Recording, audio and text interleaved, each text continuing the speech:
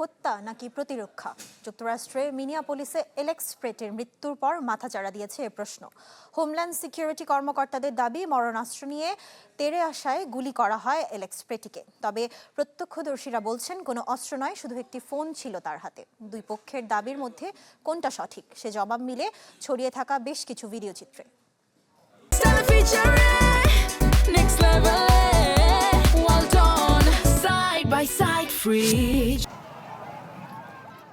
যুক্তরাষ্ট্রের মিনিয়াপোলিসে ফেডারেল অভিবাসন অভিযানের সময় অ্যালেক্স প্রেটি নামে এক ব্যক্তিকে গুলি করে হত্যার ঘটনায় প্রশাসনের বক্তব্য ও প্রাপ্ত প্রমাণের মধ্যে গুরুতর অসঙ্গতি সামনে এসেছে।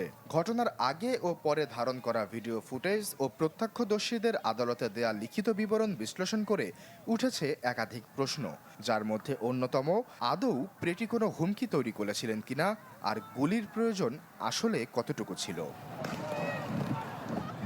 ঘটনাটি ঘটে শনিবার সকালে মিনিয়াপোলিসের হুইটিয়ার এলাকায়। ফেডারেল অভিবাসন কর্মকর্তারা জানান, তারা একজন সহিংস অপরাধে অভিযুক্ত অবৈধ অভিবাসীকে ধরতে সেখানে অভিযান চালাচ্ছিলেন। ওই অভিযানের মধ্যেই অ্যালেক্স প্রেটি নিহত হন। ঘটনার পরপরই ট্রাম্প প্রশাসনের কর্মকর্তারা প্রেটিকে সহিংস দাঙ্গাকারী হিসেবে আখ্যা দেন।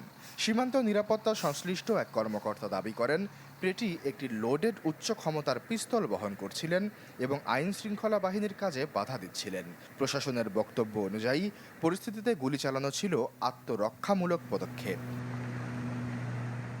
তবে সিএনএনের বিশ্লেষিত ভিডিও ফুটেজ ও প্রত্যক্ষদর্শীদের ঘোষণাপত্র ভিন্ন চিত্র তুলে ধরে। ভিডিওতে কোথাও সহিংস বিক্ষোভ, ভাঙচুর কিংবা প্রেটির আক্রমণাত্মক আচরণ দেখা যায়নি। তাকে অস্ত্র হাতে বা কাউকে হুমকি দিতেও দেখা যায়নি।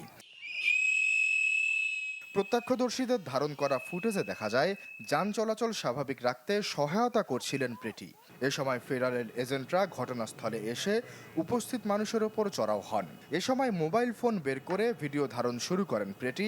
আরেকটি ভিডিও ফুটেজে দেখা যায়, এক নারী পর্যবেক্ষকের সাথে ধস্তাধস্তি চলছিল এজেন্টদের।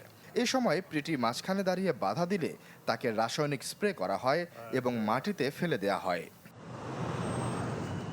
এরপর একাধিক ফুটেজে উঠে আসে হত্যার ভয়াল চিত্র। দেখা যায় অন্তত 6 জন এজেন্ট তাকে ঘিরে ধরেন।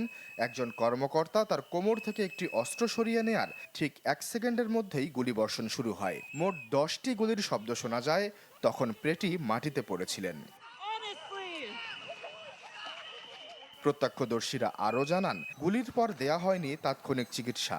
একজন শিশু বিশেষজ্ঞ সিপিআর দেওয়ার চেষ্টা করলেও শুরুতেই তাকে বাধা দেয়া হয়। আশ্বাস চৌধুরী, চ্যানেল 24।